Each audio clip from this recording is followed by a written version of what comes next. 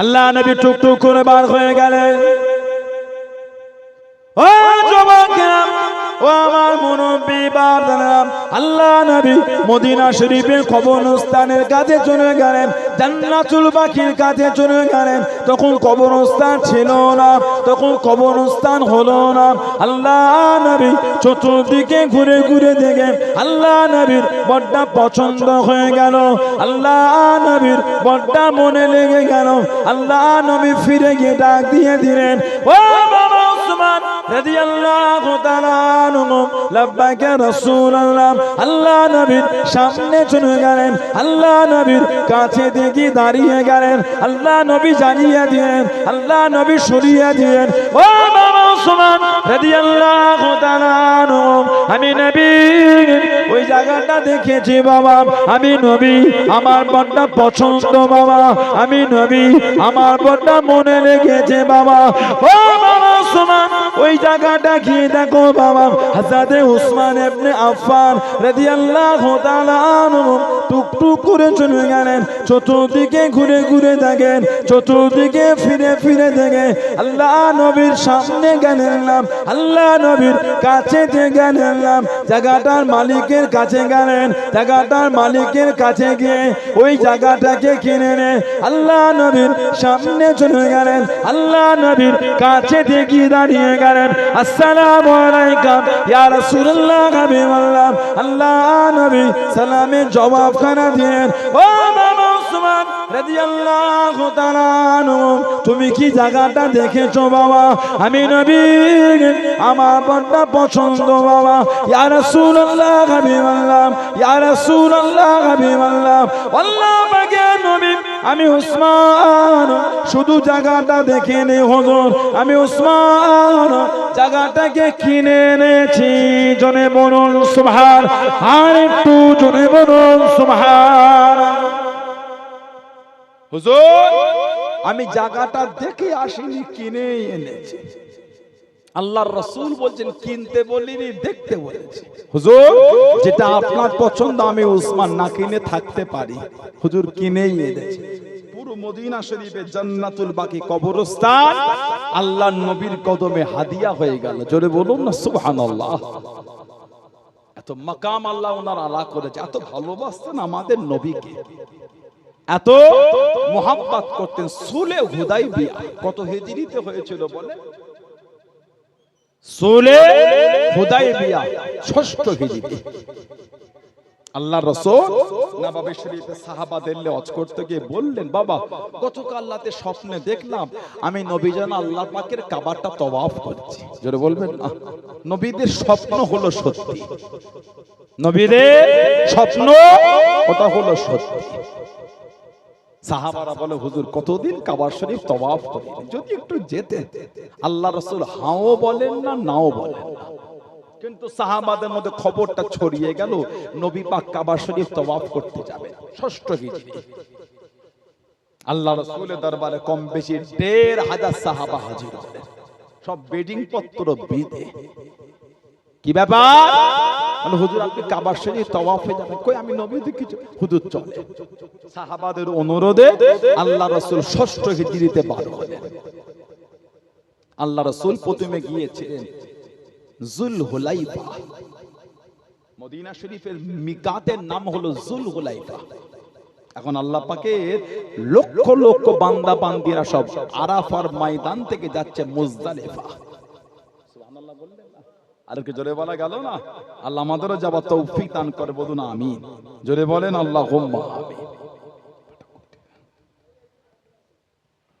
আল্লাহ লক্ষ লক্ষ বান্দা বান্দি আরাফা থেকে মুজদালিফা, মুজদালিফায় গিয়ে মাগরিব আর এশা এক আযানে পড়ে একটু ঘুমাবে। আল্লাহর হুকুম। মুজদালিফায় একটু লম্বা হলে ঘুম এসে যায়। সুবহানাল্লাহ বললেন না? গত বছর আমরা ছিলাম, আমার মাসুদ ভাই ছিলেন, আমার মুস্তাকিম ভাই ছিলেন, আমার রেজাউল ভাই ছিলেন, আরো সব ভাইরা ছিলেন। একসাথে আমরা গত বছর হজে ছিলাম।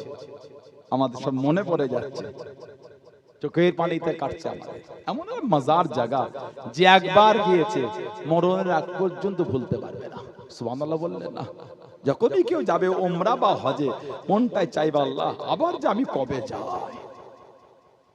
যখনই কোন হাজি এসে মুলাকাত মুসাফা মুআনেকা করবে, আমি হজে যাই উমরায় যাই দোয়া করো, তখনই মনটার মধ্যে একটা জ্বলন তৈরি হয়ে আল্লাহ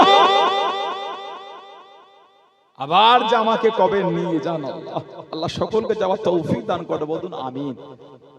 বাপ আদম আর মা হাওয়া আলাইহিমুস সালাম এই দুজনের বাসর রাত হয়েছিল মুজদালিফায়।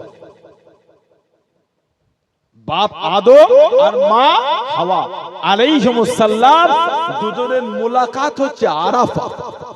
আরাফা এ আরফু মানে পহচাননা, জাননা, চিনে নেওয়া, একে অপরকে চিনে নেওয়া, পহচাননা, ওখান থেকে হচ্ছে আরাফা মানে জেনে নেওয়া। আমাদের বাপ মা ওইখানে দুজনকে চিনেছিলেন, আর আমাদের মা বাপের প্রথম বাসর রাত হয়েছিল মুজদালিফা, ফাঁকা মরু ময়দানে, দুনিয়ায় কেউ নাই, দুজনে। জোরে বলো, আর একটু জোরে বলা গেল না?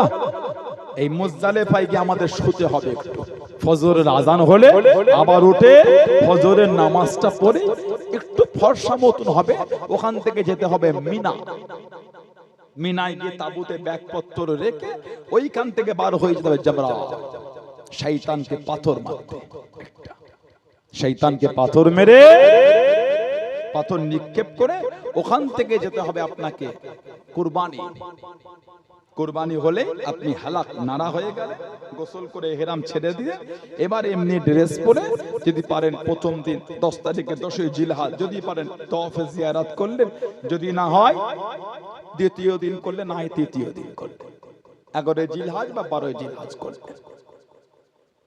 এখন হাজিরা রাত হয়ে গেছে, এখন সব গাড়ি ধরে সব মুজদালিফার দিকে রওনা হচ্ছে। বলুন না সুবহানাল্লাহ, জোরে বলা গেল না? আল্লাহ নবী এই 6ষ্ঠ হিজরি কাবা শরীফে যাচ্ছে। আল্লাহ রাসূল জুল হুলাইফা, মদিনা শরীফের মানুষ যারা কাবা শরীফে আসে এই জুল হুলাইফা থেকে তাতে করে ইহরাম পড়তে। জুল হুলাইফা হলো মিকাত। উমরা বা হজের নিয়তে কোনো মানুষ যদি মদিনা শরীফের দিক থেকে জুল হুলাইফাটা বিনা ইহরামে যদি পার হয়ে যায়, তাকে একটা দম দিতে হবে। যেমন আমরা ভারতবাসী, আমাদের মিকাতের নাম বললেন ইয়া লামলাম, আমাদের মিকাতের নাম হলো ইয়া লামলাম। আমাদের সমাজে অনেক মুরব্বী বাপ আছে যারা পানির জাহাজে হজ করেছে। পানির জাহাজ, এই পানির জাহাজে হজ করলে ইয়া লামলামের দূর থেকে দেখা যেত আগুন জ্বলছে, আগুন। ওইখানে পাশে গিয়ে জাহাজ লঙ্গর করে দিত, হাজিরা ওখানে ইহরাম করতে। এখন তো উঠতো দেরি নাই, নামতো দেরি নাই, ওজন্য মক্কা শরীফে ডাইরেক্ট গেলে এখন আমাদের কলকাতা থেকে ইহরাম পরে নিয়ে যাওয়া হয়। কেন অত মানুষ ওই উড়ন্ত অবস্থায় আপনার ইহরামটা পড়বে কি করে? ফ্লাইটের মধ্যে অসুবিধা হয়ে যাবে, উযু করবে, তাহারাত অর্জন করবে, ইহরাম পরা তো সমস্যা। 2 রাকাত নামাজ, 2 রাকাত নামাজের ব্যাপার আছে, এটা সমস্যা। ওই জন্য আগে থেকে পড়ে যাওয়া হয়। আমার ভাইয়েরা, বাপজানেরা, ছেলেরা, যুবকেরা, মুরব্বীরা, 6ষ্ঠ হিজরিতে নবী পাক জুল হুলাইফায় গিয়ে ইহরাম পড়লে খবর পেয়ে গেলেন কাফেররা রাস্তা আটকেছে। নবী গেলেন না, রাস্তা চেঞ্জ করে হুদাইবিয়া হয়ে রাসূলুল্লাহ যাচ্ছেন। নবী পাককে হুদাইবিয়া আটকে দিল, আজ যেতে দিচ্ছে।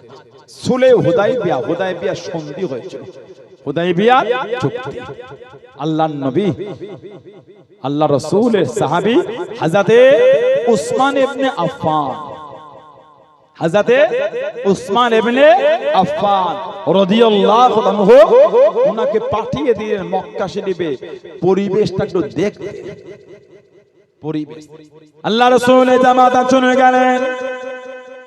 ও যুবকেরা, ও আমার মুরব্বি বাপ দাদারা, হযরত উসমান রাদিয়াল্লাহু তাআলা আনহু মক্কা শরীফে চলে গেলেন। কাবা শরীফের সামনে গড়ে, কাবা শরীফের পাশে গড়ে, কাবা শরীফের সামনে গড়ে হযরত উসমান ইবনে আফফান রাদিয়াল্লাহু তাআলা আনহু কাবা শরীফের আশপাশে গড়ে।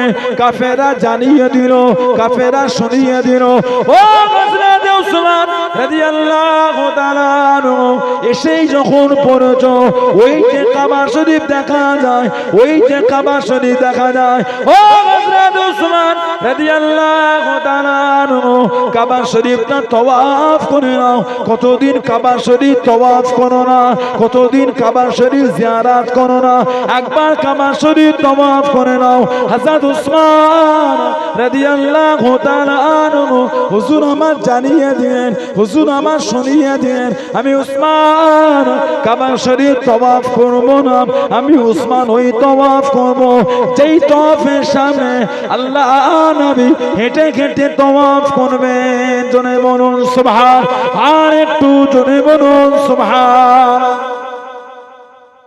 উসমান রাদিয়াল্লাহু ওই তো কাবা এসেই যখন করেছো তওয়াফটা করো, মুসলমানদের তো কেউ আসতে পারে না, তুমি একা এই তওয়াফটা করে যাও। হুজুর বলছেন কাবা দেখতে পেলো তওয়াফ করব না, কেন? আল্লাহর রাসূল ছাড়া আমি কাবা তওয়াফ করব না। জোরে বলুন সুবহানাল্লাহ। আমি ওই তওয়াফ করব যে তওয়াফের সামনে আমার রাসূল হেঁটে হেঁটে যাবে। জোরে বলুন। এদিকে নবী পাকের কাছে কিছু মুনাফিক গেল, ঠিক আছে কি হযরত উসমান রাদিয়াল্লাহু তাআলা কাবা শরীফকে একা পেয়ে মন খুলে তওয়াফ করছে। আল্লাহর রাসূলের তামবিক, এই তুমি আমার উসমানকে সফির করে পাঠিয়েছো না আমি নবী পাঠিয়েছি? প্রতিনিধি করে তুমি পাঠিয়েছো না? আমি বলে হুজুর আপনি। আমি রাসূল ওকে চিনি বলেই পাঠিয়েছি। আমার উসমান আল্লাহর কাবা দেখতে পেলে তওয়াফ করবেন, আমার উসমান আমি নবী আমাকে ছাড়া কাবা তওয়াফ করবে না। জোরে বলুন না সুবহানাল্লাহ। সেই হযরত উসমান রাদিয়াল্লাহু তাআলা উনাকে বলতো কি ইহুদি বলতো। হযরত নোমান বিন সাবিত আমাদের ইমাম আবু হানিফা রাহমাতুল্লাহ টুক টুক টুক টুক করে সেই রাফেজির কাছে চলে গেল। রাফেজি গিয়ে বলছে একটা ভালো সম্বোধন এনেছে, ছেলেটা হাফেজ, নামাজি, আল্লাহওয়ালা, পরহেজগার, তাকওয়াকারী, ইবাদতকারী, তাহাজ্জুদ গোজার, ধনী, অর্থশালী, ভদ্র, নম্র, বিনয়ী, কিচ্ছু কমি নাই। তোমার মেয়ের সাথে সম্বোধন এনেছে। রাফেজি বলছে তাহলে খবর তো মন্দ নয়, ছেলেটার মধ্যে এত গুণ। আমাদের ইমাম আবু হানিফা হুজুর, তবে একটা কথা, কি কথা? ছেলেটা কিন্তু ইহুদি, ছেলেটা ইহুদি। রাফেজি বলছে পারলেন এই ইহুদি ছেলের সাথে আমার মেয়েটার বিয়ে দেবো? আমাদের ইমাম বলছে নিজের মেয়ের বিয়ে যদি ইহুদি ছেলের সঙ্গে না দিতে চান, তাহলে আল্লাহর নবী নিজের দুটো মেয়ের বিয়ে ইহুদির সঙ্গে দিলেন কি করে? সঙ্গে সঙ্গে লোকটা নিজের ভুল বুঝতে পেরে আল্লাহর দরবারে তওবা করে নিয়েছে। আল্লাহ আমাদের ইমামকে এত জ্ঞান দিয়েছিলেন, জোরে বলুন না সুবহানাল্লাহ। ওনার সহবতে বসেছে ইমাম মালিক রহমাতুল্লাহ। ইমাম মালিক হুজুরের সহবতে বসতে হযরত ইমাম আবু ইদ্রিস আশ-শাফি রহমাতুল্লাহ, ওনার সহবতে বসেছে ইমাম আহমদ ইবনে হাম্বল রহমাতুল্লাহ। ইমাম শাফি হুজুর চিঠি লিখে দিলেন আহমদ ইবনে হাম্বল হুজুরকে, তোমার এলাকায় একটা প্রবীণ ব্যক্তির কাছে রাসূলুল্লাহর হাদিস শরীফ আছে, আমি খবর পেয়েছি, আমি হাদিস শরীফ সংগ্রহ করতে যাব, তার জন্য আমি তোমার বাড়িতে দুদিন থাকবো, তোমার বাড়িতে কিছুদিন থাকবো। চিঠি যেই পেয়েছে মনটা খুশি হয়ে গেল। আমার শিক্ষক আমার বাড়ি থাকবে, আমার পীর আমার বাড়ি থাকবে, এর থেকে জীবন আনন্দ আর কি হতে পারে? আল্লামা রুহুল আমিন হুজুর রহমাতুল্লাহর কাছে যদি দাদা হুজুরের চিঠি এসে পৌঁছাতো, বাবা রুহুল আমিন বসিয়াটের দিকে যাব, বাবা দুদিন তোমার বাড়ি থাকবো, রুহুল আমিন সাহেব হুজুরের মনটা খুশি হতো না বেজার হতো? আমার পীর আমার বাড়ি থাকবে বলেছে। আমি এতবার বলেছি হুজুর আসে না, হুজুর বলে পাঠাচ্ছে থাকবো, কথা ঠিক না ভুল? আল্লাহ হযরত দাদুজান জুলফিকার আলী সিদ্দিকী ছোট হুজুর রহমাতুল্লাহ আপনাদের নলকোড়া এলাকায় এসেছে। একটু হ্যাঁ বলতে মুরব্বি বাপজান খুশি হতেন না বেজার হতে? ছোট হুজুর সন্ধ্যার দিকে আসলে পরের দিন ফজর করে বেলায় বার হতেন, কথা ঠিক না ভুল? এলাকার লোক খুশি হতেন না বেজার হতেন? এটা আনন্দ, আমার পীর আমার এলাকায় এতক্ষণ ছিল, কথা ঠিক না ভুল বলছি? হযরতে ইমাম আহমদ ইবনে হাম্বল পীরের চিঠি পেয়েছে, আহমদ ইবনে হাম্বল যত খুশি হয়েছেন তার থেকে ওনার মেয়ে বেশি খুশি হয়েছেন। কেন? ওনার মেয়ে বলতেন, আল্লাহ জীবন যদি একবারও সুযোগ হয় আমার আব্বার উস্তাদকে একবার দেখব, কার সোহবতে বসে আমার আব্বা এত বড় আলেম হয়েছে, 10 লক্ষ হাদিসের হাফেজ। জোরে বললেন না, 10 লক্ষ হাদিসের হাফেজ ইমাম আহমদ ইবনে হাম্বল রাহমাতুল্লাহ। ঘর পরিষ্কার হয়, যত সময় হুজুর চলে আসলে বাড়িতে নিয়ে গেলে মেহমানদারি হবে, দস্তরখান দিয়েছে। ওনার মেয়ে দোনো করে 8টা রুটি করেছে। আমার আব্বা তো অর্ধেক রুটি খায়, অর্ধেক। সারাদিন রোজা রাখে, রাতে অর্ধেক রুটি খায়, একটার অর্ধেক। আমার আব্বার উস্তাদ মানে আরো কম খাবে, ভোকা ফকির অবস্থায় জীবন কাটাবে। আমার আব্বার উস্তাদ মানে আমার আব্বার সোহবতে বসে, আমার আব্বার পীরের সোহবতে বসে আব্বা যদি এই হয়, তার আব্বার উস্তাদটা তার আরো কম খাবে। মনে করে 8টা রুটি করেছে, করে নাকি দস্তরখান দিয়েছে, প্লেট দিয়েছে, হাত ধুইয়ে রুটি দিচ্ছেন, একটা একটা করে খেতে খেতে 8টা রুটি খেয়ে ফেলেছে। সুবহানাল্লাহ বললেন না? ওনার মেয়ে বলছে, কি উস্তাদ রে বাবা, আমার আব্বা খায় অর্ধেক রুটি, আব্বার উস্তাদ খেলো 8টা রুটি। ও আজকে আরে ইবাদত করবে না, এত খেলে ইবাদত করবে কি করে? ঈশান নামাজ পড়ে ওই যে বাড়ি দরওয়াজা দিয়েছে, ওই যে ঘরে ফজরের আযান, দরজা ঠুক, ফজরের নামাজ পড়ে আবার ঢুকে আবার দরওয়াজা। এদিকে আহমদ ইবনে হাম্বল হুজুর তিলাওয়াত করে চাচ্ছেন, নামাজ পড়ছেন, শাকের নামাজ ইবাদতে ব্যস্ত। বেলা হলো, আবার কি আবার ঘরে দরওয়াজা। ওনার মেয়ের যে মনের একটা আশা চিন্তা ছিল সব নষ্ট হয়ে গেল। এই লোকের কাছে বসে আমার আব্বা আলেম হয়েছে, এই লোকের সোহবতে নিল আব্বা, এই মানুষটা কয়েকদিন থাকলে চলে যাবে। আহমদ ইবনে হাম্বল রাহমাতুল্লাহকে দরবার থেকে যাবেন, হুজুর ছিলেন কদিন, কি যে বিয়াদবি হলো। উস্তাদ পীর হুজুর ইমাম আবু ইদ্রিস আশ-শাফি হুজুর খুশিতে কেঁদে ফেলেছে। আহমদ ইবনে হাম্বল তোমার বাড়িতে কদিন থেকে খুব খুশি, আমি তা তো খাই না, তুমি জানো যে হুজুর তোমার বাড়িতে আমি 8টা করে রুটি খেয়েছি। কেন জানো? তুমি যখন আমার পাতে খাবার দিতে আমি দেখতাম ওই খাবার থেকে নূর বার হচ্ছে, নূর। আমি রুটি মনে করে নাই, নূর মনে করে খেয়ে নিয়েছি। জোরে বলো, জোরে বলা গেল না? হুজুরের মেয়ে পর্দার আড়াল থেকে ঝরঝর করে কাঁদছে। আহা, আহমদ ইবনে হাম্বল তুমি দেখলে না, ঈশার নামাজ পড়ে আসলাম, রুমে ঢুকে দরওয়াজা দিলাম, তুমি বাইরে ইবাদত করছো, তাহাজ্জুদ পড়ে আমি রুমের মধ্যে যে হুজুর, আবার ফজর পড়ে এসে আবার দরওয়াজা হুজুর, তুমি যে কোরআন শরীফ তেলাওয়াত করেছো সারা রাত, আমি ঘুমাই না। দেখলে না, ফজরের নামাজের জন্য উযু করলাম না, বিনা উযুতে চলে গেলাম, আমার উযুই নষ্ট হয়নি। কারণ তুমি যে বাইরে কোরআন শরীফ তেলাওয়াত করছিলে, আমি রুমের মধ্যে বসে বসে ওই কোরআন শরীফের আয়াতগুলি তাফসীর করছিলাম। জোরে বলো, আর একটু জোরে বলা গেল না? ওনার সোহবতে বসে যে আহমদ ইবনে হাম্বল, মুসনাদ আহমদ ইবনে হাম্বলের হাদিস এসেছে, আল্লাহ রাসূল বলেছেন,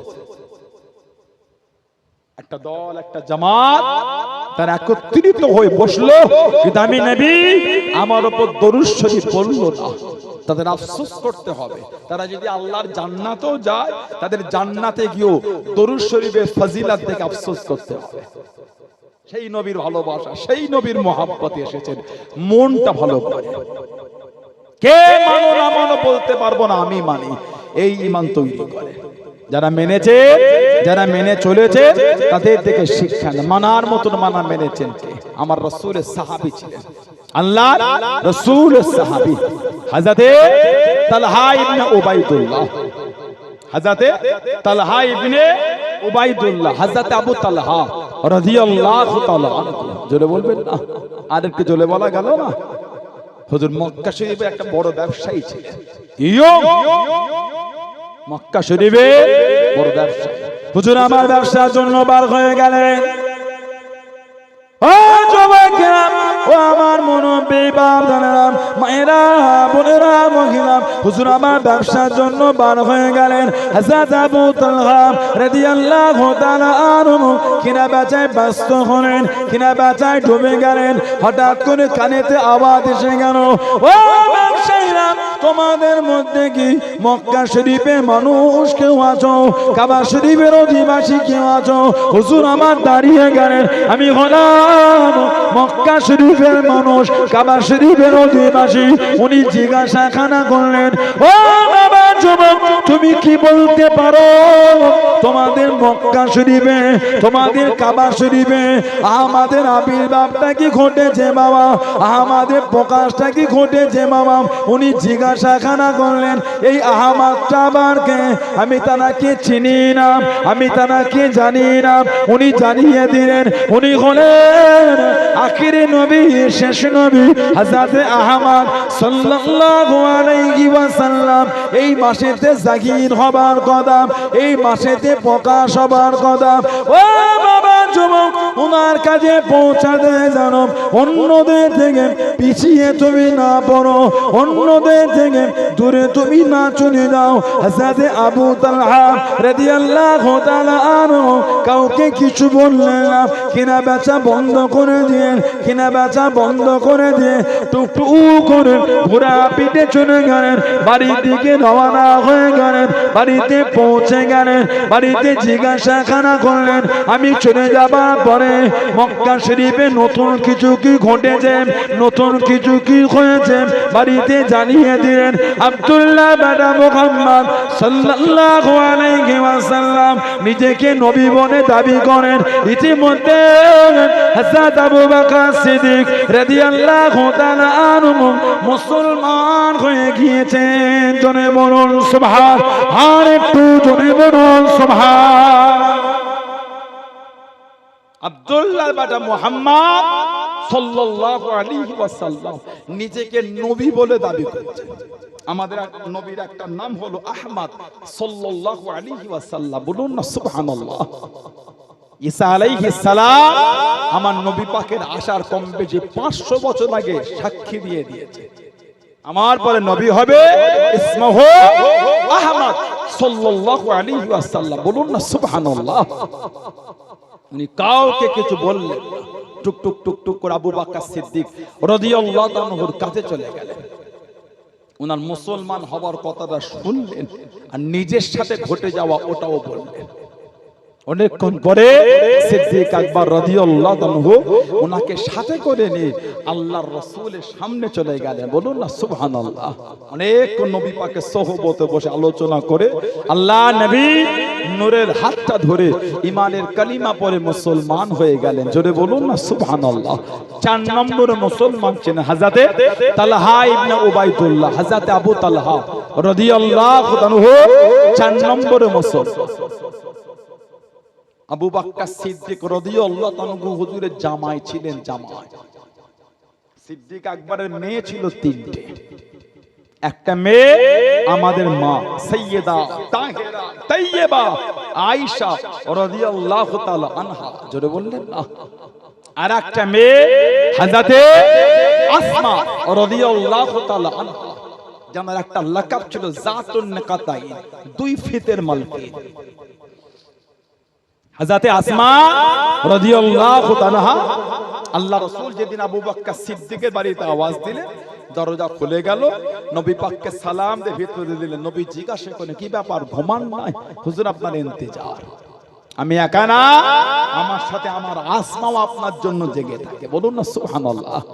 কিতাব এসেছে উনি সারা রাত জেগে জেগে নবীর জন্য নাস্তা করতেন। আর চামড়ার মশক, চামড়ার মশক, ওর মধ্যে পানি ভরে নবী পাকের জন্য দাঁড়িয়ে থাকতেন।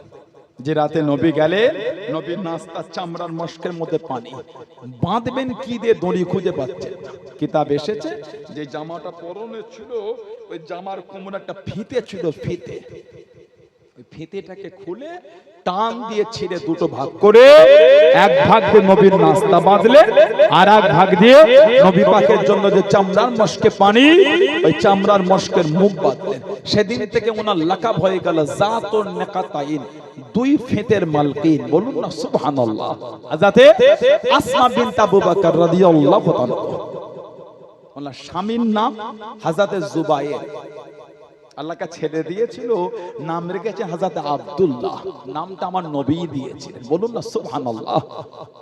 হযরত আবু বকর সিদ্দিক রাদিয়াল্লাহু তাআলার আসল নাম হলো আব্দুল্লাহ। ওনার আব্বার নাম ছিল উসমান, আব্দুল্লাহ ইবনে উসমান রাদিয়াল্লাহু তাআলা। কিন্তু দুজনেই উপনামে পরিচিত, আবু বকর ইবনে আবু কুহাফা রাদিয়াল্লাহু তাআলা।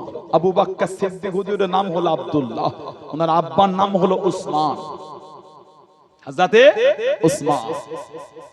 হযরত আসমা রাদিয়াল্লাহু তাআলা আনহা, আল্লাহ ওনার গর্ভে একটা সন্তান দিলেন। মক্কার কাফের বেদিনরা বলেছিল, তোদের বাড়ির মহিলাদের গর্ভে পুত্র সন্তান হবে না, আমাদের দেবদেবী, আমাদের দেবদেবীদের লানাত। হযরত আসমা পুত্র সন্তান প্রসব করে দিলেন। ও যুবকেরা, আল্লাহ রাসূলের সাহাবারা এত খুশি হয়ে গেলেন, এত আনন্দিত হয়ে গেলেন, মক্কা শরীফে মনে মনে রাস্তায় রাস্তায় তাকবীরে ধ্বনি তুলে দিলেন। এ মক্কা বেদি বেঈমানে দলালাম, এ মক্কা কুফারে কুরাইশেরা, তোদের দেবদেবীদের লানাত, তোদের দেবদেবীদের লানাত। আমাদের বাড়ির মহিলাদের ঘরে লাগে না, আমাদের বাড়ির মহিলাদের ঘরে লাগে না। আল্লাহ রাব্বুল আলামিন আমাদের বাড়ির মহিলাদের গর্ভে পুত্র সন্তান পাঠিয়েছেন। জনে বলুন সুবহান, আর একটু জনে বলুন সুবহান। ও যুবকেরা, আল্লাহ নবী এত খুশি হয়ে গেলেন, আল্লাহ নবী এত আনন্দিত হয়ে গেলেন, আল্লাহ নবী টুকটুক করে চলে গেলেন। হযরতে আব্দুল্লাহকে কোলে নিলেন, হযরতে আব্দুল্লাহকে কোলে নিয়ে আল্লাহ নবী নূরের মুখের মধ্যে একটু খেজুর ভরে চিবিয়ে চিবিয়ে নরম করে আল্লাহ নবী লালা শরীফ মাখা খাজুর, থুতু শরীফ মাখা খাজুর আল্লাহ নবী নূরের মুখ থেকে বার করে হযরতে আব্দুল্লাহ, হযরতে আব্দুল্লাহ রাদিয়াল্লাহু তাআলা আনহুর মুখের মধ্যে দিতে লাগলেন। জোরে বলুন সুবহান, আর একটু জোরে বলুন সুবহান। হযরতে আব্দুল্লাহকে নবী কোলে নিয়ে তাহানি করেছেন নবী লালা শরীফওয়ালা খাজুর। সুবহানাল্লাহ বললেন।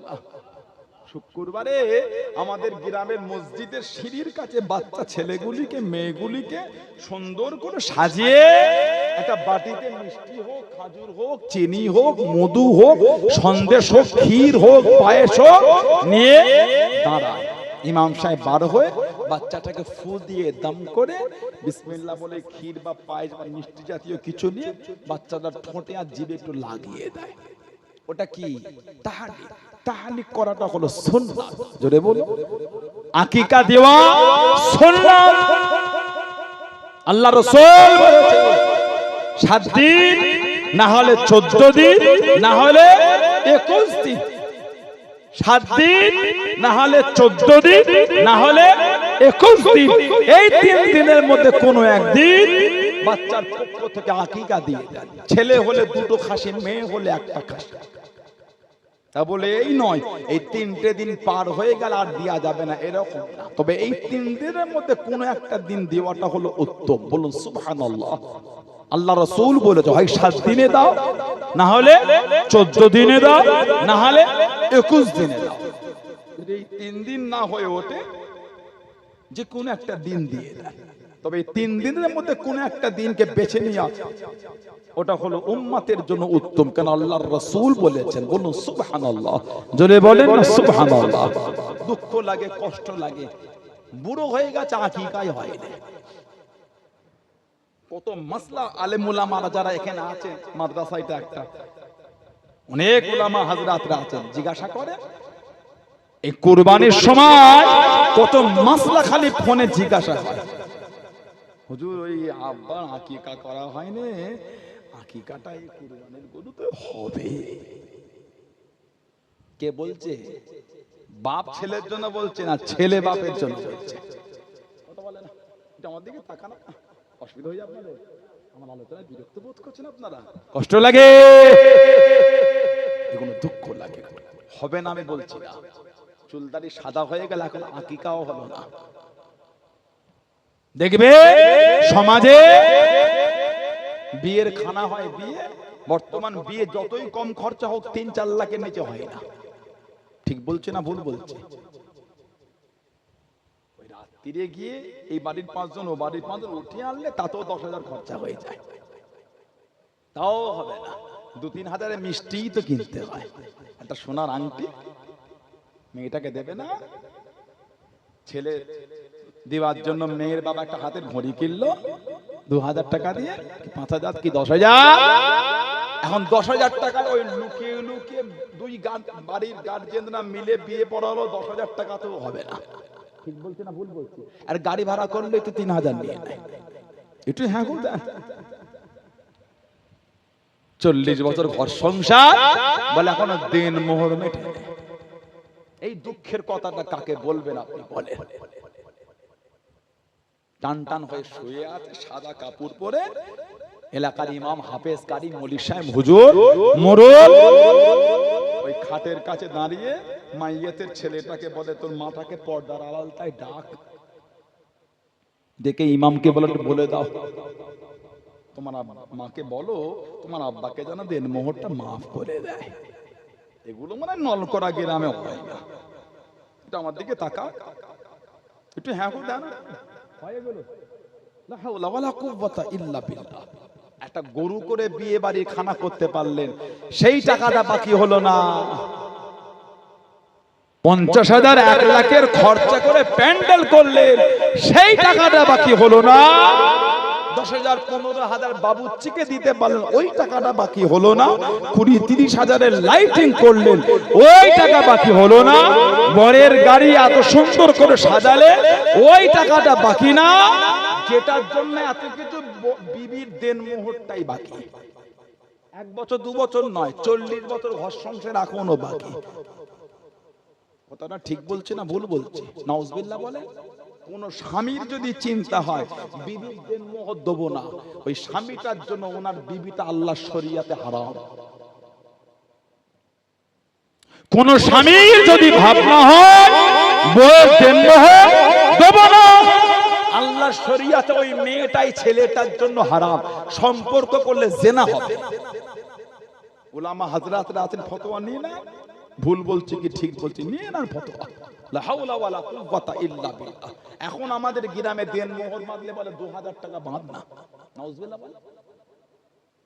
৪০,০০০ আর গরু কিনতে কষ্ট হলো না, বিবিকে ১০,০০০ দিতে কষ্ট হয়ে গেল। এগুলো ঠিক না। আপনি ওই মেয়েটাকে বিয়ে করছেন বলেই তো এত কিছু ইন্তজাম, ঠিক না ভুল? ওই মেয়েটাকে বাদ দিয়ে অন্য মেয়েটাকে, সে কোনো একটা মেয়েকে তো বিয়ে করছে, এই বিয়ে বাড়ির জন্যই তো খানা, ঠিক না ভুল বলছি? খালি কামাই তো গ্রামকে খাওয়াচ্ছেন।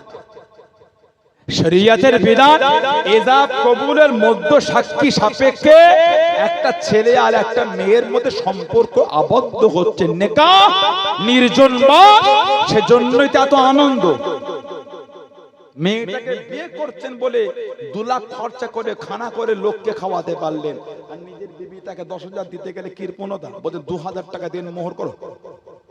বর্তমান সময় সন্ধিক্ষণে ১০,০০০-এর নিচে দেন মোহর বাঁধবেন না। শুধু বাঁধা না, হয় বিয়ে পড়াবার সময় নগদ দিয়ে দেন, নাই বাসর রাত্রিরে দাম্পত্য জীবনের প্রথম রাতে স্বামী হিসাবে বিবির হাতে দিয়ে দেন। আর যাদের বাকি আছে হাত জোর করে বলি, বিবির দেন মোহরটা মিটিয়ে দেন, গুনাহ হচ্ছে আপনার। আল্লাহ সকলকে শরীয়তের বিধানগুলো আল্লাহ বুঝার তৌফিক দান করে, বলুন আমিন। জোরে বলা গেল না? জোরে বলতে পারেন আল্লাহুম্মা আমিন। যাদের বাকি আছে হাত জোর করে আবার বলছে মিটিয়ে দেন, কঠিন গুনাহগার হচ্ছে। আস্তাগফিরুল্লাহ, নাউযু বিল্লাহি মিন যালিক। হযরতে আব্দুল্লাহ রাদিয়াল্লাহু আনহু ওনার তাহানিটা করেছেন রাসূলুল্লাহ। জোরে বলুন সুবহানাল্লাহ। সিদ্দিক আকবরের আরেকটা মেয়ের নাম হলো হযরত উম্মে কুলসুম। হযরত উম্মে কুলসুমের সঙ্গে বিয়ে হয়েছিল হযরতে তালহা ইবনে উবাইদুল্লাহ, হযরত আবু তালহা রাদিয়াল্লাহু তাআলা। তার মানে উনি একদিক দিয়ে আবার আমার নবী পাকের ভাইরা ভাই হয়ে গেলেন। জোরে বলবেন না? আল্লাহর রাসূল জানার সামনে বলেছেন, তোমরা যদি আমি নবী আমার জিন্দা শহীদ সাহাবীকে দেখতে চাও, শহীদ কিন্তু জিন্দা হেঁটে হেঁটে ঘুরে বেড়াচ্ছে, তোমার আমার আবু তালহাকে দেখো, এটা হলো আমি নবী আমার জিন্দা শহীদ সাহাবী। জোরে বলো, জোরে বলা গেল না সুবহানাল্লাহ। ইসলামের দ্বিতীয় যুদ্ধ, তৃতীয় হিজরি, উহুদের যুদ্ধ। আমার রাসূলুল্লাহর জন্য নিজের শরীরটায় 80টা তীর নিয়েছে। আহা, একটা তীর আমাদের নবীকে লাগতে দেয় না। জোরে বলুন না, আর জোরে বলা গেল না। আল্লাহ রাসূল 50 জন সাহাবাকে ঘাঁটি কেটে দিলেন পাহাড়ের উপরে। যাই হোক, এই জায়গা তোমরা ছাড়বে না। 50 জন সাহাবা, কাফেররা ভয়ে সব মাল ফেলে ছুটছে মক্কা শরীফের দিকে। ওই সাহাবারা ভাবলেন যুদ্ধ শেষ। এই সামান্য ভুল বুঝাবুঝিতে জায়গা ছেড়ে নেমে পড়লেন ওই মালগুলিকে কুড়াতে। ওই মালগুলিকে বলা হয় গনিমতের মাল। এই সুযোগে খবর পেয়ে গেল হযরতে খালিদ বিন ওয়ালিদ রাদিয়াল্লাহু তাআলা, তিনি তখন মুসলমান হন, উনি 8ম হিজরিতে মুসলমান হয়েছে। খালিদ বিন ওয়ালিদ রাদিয়াল্লাহু তাআলা ওনার নেতৃত্বে পাহাড়ের পিছন দিক থেকে সাহাবাদের উপর ছন্ন ছাড়া কাফেলার উপর অ্যাটাক হয়ে গেল। 70টা সাহাবা শহীদ হয়ে গেছে। নবী পাকের কিছু কিছু সাহাবা তলোয়ারটা গুটিয়ে চলে গিয়েছিলেন মদিনা শরীফের দিকে। সাহাবাদের বিবিরা দাঁড়িয়ে গেলেন। ও যুবকেরা, ও আমার মুরব্বি বাবারা, মায়েরা, বোনেরা, মহিলা, সাহাবাদের মহিলারা দাঁড়িয়ে গেলেন। সাহাবাদের মায়েরা, সাহাবাদের বাড়ির মহিলারা সীমানায় দাঁড়িয়ে গেলেন, বাড়ির দরওয়াজায় দাঁড়িয়ে গেলেন। ও রাসূলুল্লাহ, সাহাবারা ভিতরে ঢুকতে দেবো না, ভিতরে যাওয়া হবে না, বাড়িতে ঢুকতে দেবো না। আমাদের নবী কই, আমাদের নবী কই? যাবার সময় আল্লাহ নবীকে সাথে সাথে করে নিয়ে গেলেন। আসার সময় কেন একা একা ফিরে এলেন? আমাদের নবী কই, আমাদের নবী কই? আমাদের নবীকে না আনলে কাউকে ভিতরে ঢুকতে দেবো না, আমাদের নবীকে না আনলে কাউকে ভিতরে আসতে দেবো না। আমাদের নবী কই, আমাদের নবী কই? যাবার সময় আল্লাহ নবীকে সাথে সাথে করে নিয়ে গেলেন। আসার সময় কেন একা একা ফিরে এলেন? আমাদের নবী কই, আমাদের নবী কই? ও যুবক, আল্লাহ পাকের হুকুমে আল্লাহ নবী উহুদের পারে দাঁড়িয়ে গিয়ে আল্লাহ নবী আওয়াজ দিয়ে দিলেন, আল্লাহ নবী জানিয়ে দিলেন, আনা মুহাম্মদ ইবনে আব্দুল্লাহ, আনা মুহাম্মদ ইবনে আব্দুল্লাহ, আনা মুহাম্মাদুর রাসূলুল্লাহ সাল্লাল্লাহু আলাইহি ওয়াসাল্লাম। আমি নবী জিন্দা নবী, আমি নবী জিন্দা নবী। আল্লাহ পাকের হুকুমে আল্লাহ নবী নূরে জামান শরীফের আওয়াজ কানা 15 থেকে 20 কিলোমিটার দূরে সাহাবাদের কানে কানে পৌঁছে গেল। জনে বলুন সুবহান, আর একটু জনে বলুন সুবহান। সব সাহাবাদের কানে কানে আওয়াজ পৌঁছে গেল। সাহাবারা আবার ছুটছে উহুদের দিকে, সাহাবারা আবার উহুদের দিকে ছুটলেন। নবী পাকের সামনে দাঁড়িয়ে গেল। আমাদের রাসূল কিছু বললেন না। নবী পাক হুকুম দিলেন, সাহাবারা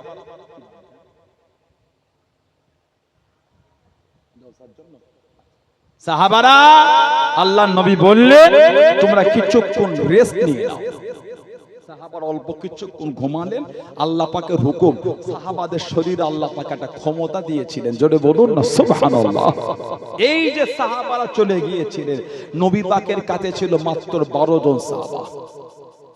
এই 12 জনের মধ্যে একজন হলেন মুহাজির, বাকি 11 জন হলেন আনসার, সাহায্যকারী মদিনা শরীফে। একজন হলেন মুহাজির, হিজরতকারী, উনি হলেন হযরত আবু তালহা রাদিয়াল্লাহু তাআলা। কাফেরদের দল একটা নবীর দিকে আসছে, নবীকে শহীদ করবে। আহা, আল্লাহ রাসূল বলেন, তোমাদের মধ্যে কেউ আছো এদের আটকাবে, যে এদের আটকাবে আমি নবী বলছি তাকে আল্লাহর জান্নাতে আমি নবী আমার সাথী করা হবে। জোরে বলুন না সুবহানাল্লাহ। তালহা ইবনে উবাইদুল্লাহ বলে, হুজুর আমি যাই। নবী বলে, তুমি না। 11 জন আনসারী সাহাবা একে একে শহীদ হয়ে গেলেন। ইন্না লিল্লাহি ওয়া ইন্না ইলাইহি রাজিউন। এবার উনি একা। আল্লাহ নবী জানিয়ে দিলেন, ও যুবক, আল্লাহ নবী নবী হুকুম করে দিলেন, ও বাবা আবু তালহা রাদিয়াল্লাহু তাআলা আনহু, এবার তুমি যাও বাবা। হযরত আবু তালহা রাদিয়াল্লাহু তাআলা আনহু ঝাঁপিয়ে পড়ে গেলেন, কাফেরদের সঙ্গে যুদ্ধ করতে করতে কাফেরদের পিছিয়ে দিয়ে ছুটে ছুটে আল্লাহ নবীর সামনে চলে গেলেন। আল্লাহ নবীকে কোলে করে নিয়ে, আল্লাহ নবীকে পিঠে করে নিয়ে পাহাড়ের উপরে আগে উঠিয়ে দিয়ে আবারও ঝাঁপিয়ে গেলেন, কাফেরদের সঙ্গে লড়তে লড়তে কাফেরদের পিছিয়ে দিয়ে ছুটে ছুটে আল্লাহ নবীর কাছে দিয়ে পৌঁছে গেলেন। আল্লাহ নবীকে পাহাড়ে আর একটু উঠিয়ে দিয়ে আবারও ঝাঁপিয়ে গেলেন।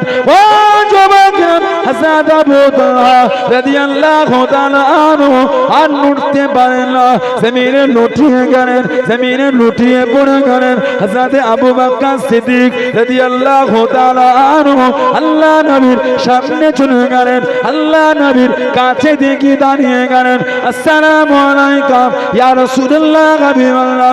আল্লাহ নবী সালামে জবাব খানা দিলেন, আল্লাহ নবী উত্তর খানা দিলেন, হুজুর আপনি কেমন আছেন, হুজুর আপনার কি অবস্থা? আল্লাহ নবী চোখ ভরা পানি কেঁদে কেঁদে জানিয়ে দিলেন, ও বাবা আবু বকর রাদিয়াল্লাহু তাআলা আনহু, আমি নবী আমার খবর পড়ে নেবেন। আমার আবু তালহা রাদিয়াল্লাহু তাআলা আনহু তার কাছে আগে চলে যান, কিভাবে তাকে মেরেছে, কিভাবে তাকে মেরেছে। হযরত আবু বকর সিদ্দিক রাদিয়াল্লাহু তাআলা আনহু হযরত আবু তালহা রাদিয়াল্লাহু তাআলা আনহুর সামনে চলে গেলেন। আল্লাহ নবী চোখ ভরা পানি কেঁদে কেঁদে জানিয়ে দিলেন, ও বাবা আবু তালহা রাদিয়াল্লাহু তাআলা আনহু, আমি নবী এখান থেকে আল্লাহ পাকের জান্নাতে তোমার থাকার জায়গাটা আমি রাসূলুল্লাহ দেখতে পাচ্ছি। জোরে বলুন সুবহান, আর একটু জোরে বলুন সুবহান। নবী এখান থেকে জান্নাতে তোমার থাকার জায়গা দেখতে পাচ্ছি, জোরে বলবেন। আল্লাহর রাসূল বলেছে, তোমরা যদি আমি নবী আমার জিন্দা শহীদ সাহাবীকে দেখতে চাও, শহীদ কিন্তু জিন্দা, তোমার আমার আবু তালহাকে দেখে। এটা হচ্ছে আমি নবী আমার জিন্দা শহীদ সাহাবী, জোরে বলো। সেই নবীর ভালোবাসা, সেই নবীর মোহাব্বত, সেই নবীর ভালোবাসা তৈরি করে। দাবি করলে হয় না, মানে দাবি সবাই করে। শুক্রবারে মসজিদে গেলে মন ভরে যায়, এত মুসল্লি। জুমার দিন মসজিদে গেলে জায়গা হয় না। সবই যদি পরীক্ষিত মুসল্লি হতো, সমাজের নোংরামি এত বাড়লো কি করে? ঠিক বলছে না ভুল বলছে? ঈমানকে মজবুত করে। কুরবানি ইনশাআল্লাহ আগামী কাল বা পরশুদিন সোমবার ঈদুল আযহা, সোমবারে কত মানুষ আমাদের সমাজে গরু কিনেছে। এই গিয়ে দেখে আসি আবার কি গরু কিনেছে। আমি পাগল, টাকা থাকলে হয় না, গুড় তেজ থাকতে হয়। বিরাট গরু কিনেছে, কথা বলে না। কুল ইন্না সালাতি ওয়া নুসুকি ওয়া মাহইয়ায়া ওয়া মামাতি লিল্লাহি রাব্বিল আলামিন। কুল হাবিব আপনি বলে দেন, ইন্না সালাতি নিশ্চয়ই আমার নামাজ, ওয়া নুসুকি ওয়া মাহইয়ায়া আমার হায়াত, ওয়া মামাতি আমার মরণ, লিল্লাহি রাব্বিল আলামিন সবই কিছু আমার আল্লাহর জন্য। জোরে বলে। কুরবানি কার জন্য? তার লোক দেখানো হচ্ছে কেন? বড় গরু কিন্তু আমি মানা করিনি, কেনেন এলাকার বড় নয়, গোটা পশ্চিম বাংলা নয়, গোটা ভারতের বড় পশুটা আপনি কেনেন, কোনো দুঃখ নাই। 1 লাখের নয়, 1 কোটি দিয়ে গরু কেনেন, তাতেও দুঃখ নাই। কিন্তু আমার উদ্দেশ্য বলার এটাই, ওই জিনিসটা কি? পাগল গরু একটা কিনেছে, এলাকা সব থেকে সেরা। টাকা থাকলে হয় না, গুরুত্ব থাকতে হয়। এইটা কি? ওটার নাম কুরবানি নয়। কুরবানি ছোট বড় সুন্দর হতে হবে। আল্লাহ রাসূল বলে, তোমার সুন্দর পশু কেন, সুন্দর নিখুঁত পশু কেনে, সুন্দর একটা পশু কিনে মনের হালাত তৈরি করেন। কাইফিয়াত। আল্লাহ আপনি আমাকে মালে বরকত দিয়েছেন, আল্লাহ আমার উপর কুরবানি হুকুম দেন, আল্লাহ পশু কিনেছে, আল্লাহ আল্লাহ আপনি খুশি হয়ে কবুল করে নেন, আল্লাহ আল্লাহ খুশি হয়ে কবুল করে নেন, আল্লাহ খুশি হয়ে কবুল করে নেন, আল্লাহ। এটার নাম হচ্ছে কুরবানি। ছোট বড়টা বড় জিনিস নয়, সুন্দর হতে হবে, হালাল পশু হতে হবে, আর মনের হালাত তৈরি করতে হবে। এটা আল্লাহ আমাদের সকলকে কবুল করেন, আল্লাহ আমাদের সুবুদ্ধি দেন, আল্লাহ আমাদের সকলকে দিনের পথে চলা তৌফিক দান করে। বলুন আমিন, জোরে বলেন আমিন। একটু দরুদ শরীফ আল্লাহুম্মা